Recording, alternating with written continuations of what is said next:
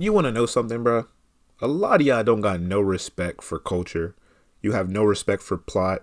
And you don't even have respect for anime or source material or initial adaptations. Now, granted, there are some, there's some cases where moving past the original adaptation of an anime series is acceptable.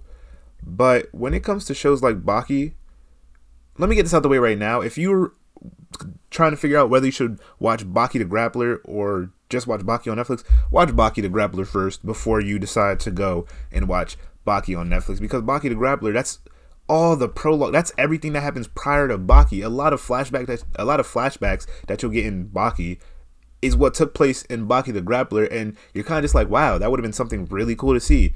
You could have saw it if you watched the former adaptation of the show. You know what I'm saying? There's a lot of conversations that I had where people swear up and down that Baki is the original season of Baki when it's not. It's actually season 3, if I'm not mistaken. That's like, to be honest, watching Dragon Ball and not watching, like, watching Dragon Ball Z and not watching Dragon Ball. And I know a lot of people have done that, but it just doesn't make sense to me. And even for me, I watched Dragon Ball Z up to like the Cell Saga, I think, and then I watched Dragon Ball because it just didn't feel right.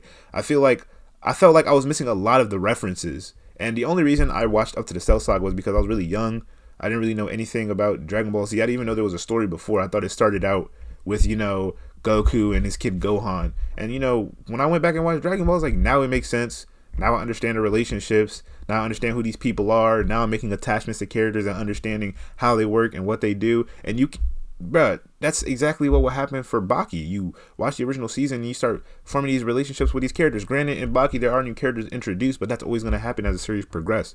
So you should always watch the initial adaptation of a show.